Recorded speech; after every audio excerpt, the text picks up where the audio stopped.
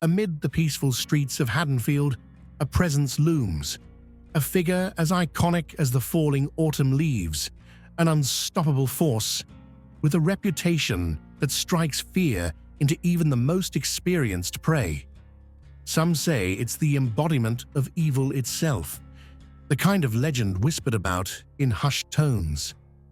Welcome to National Sweatographic, where the only thing more elusive than escaping is good matchmaking. The renowned Laurie Strode creaks their way into a basement, searching for a generator to complete. This creature understands the stakes at hand, being in the familiar realm of slasher notoriety, and quickly begins repairing the objective. But unknown to them, something shrouded in the darkness of the room stalks. Something so terrifyingly evil and iconic. The elusive the Ghostface peers in, silently watching, soaking in its surroundings, whilst waiting for the perfect moment to pounce. Alas, there it is. The Laurie notice the stalker, and the chase begins. The prey sprints in fear, surprised at this unexpected crossover, realizing they've become the object of obsession.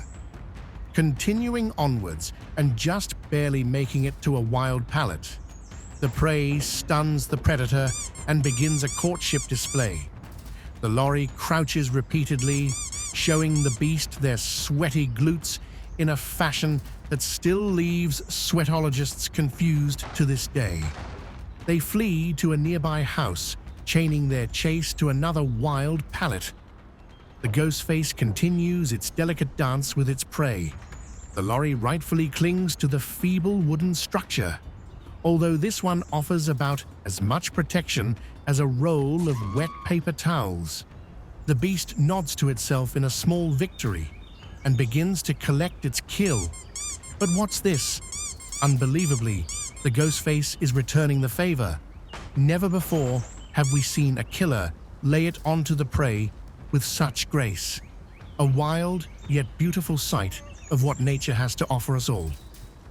Observe now, as the apex predator of stealth moves with the grace of a shadow, slipping between the many different metaphorical and literal cracks of the night, weaving between abandoned vehicles, never in a rush, as the predator's approach is always the furtive chase.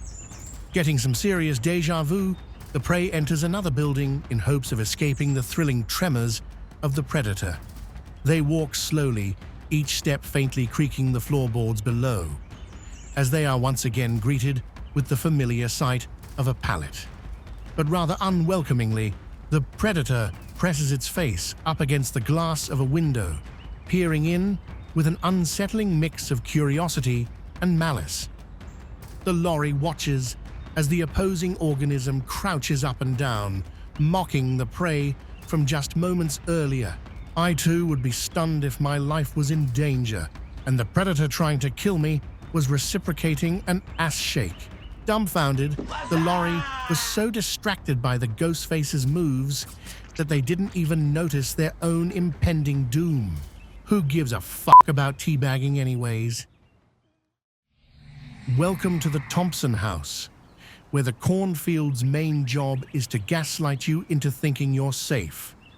That stuff is practically sentient, always there to betray you when the killer's around. The whole place feels like it was designed by someone who hates you, which rings more and more true with every new update.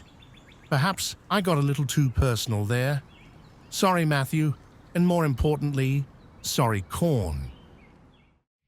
In the thick of the hunt, the Hillbilly charges after the wild David, who's darting around a fence like it's their own personal racetrack. With each rev of the chainsaw, the Billy's frustration grows as the hulking tool sputters and coughs more than it roars.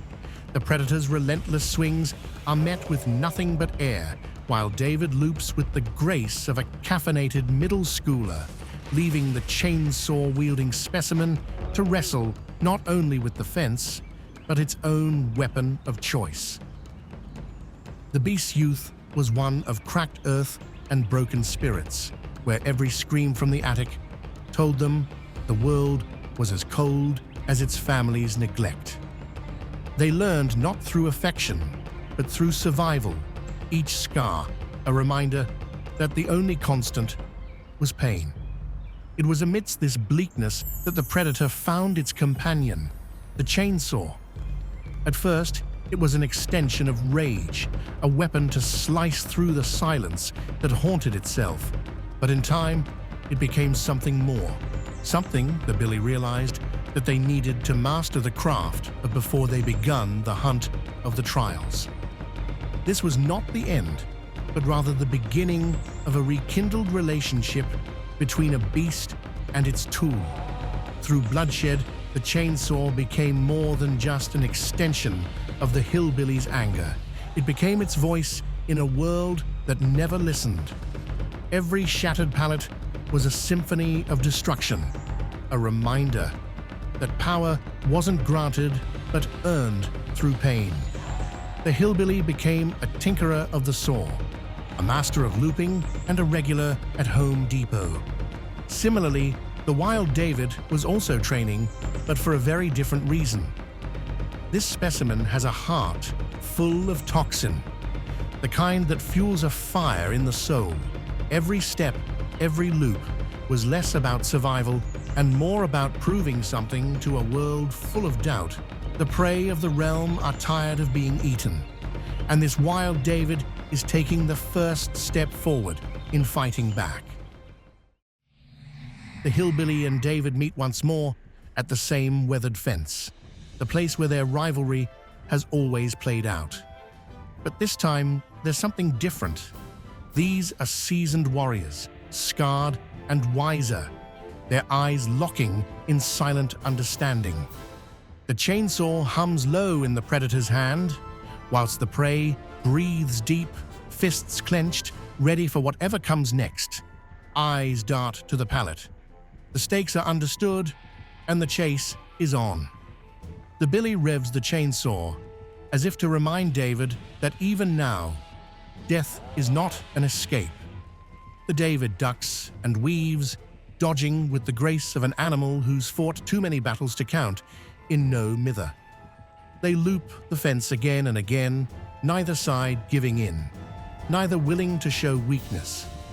The David moves like lightning, but the Hillbilly is patient now, waiting for that one inevitable mistake. The stakes are high, as the outcome of this chase is the difference between pipping up to iridescent one or not. But wait, at the very moment the David thinks they've slipped away, the chainsaw screams to life, and in one swift motion, the David stumbles. There's no bitterness in this defeat. The true battle is not in the chase, nor in the strike, but in the silent war within. The relentless pursuit is mastery, where defeat and victory are but fleeting moments in the quest to conquer one's own cruel limits.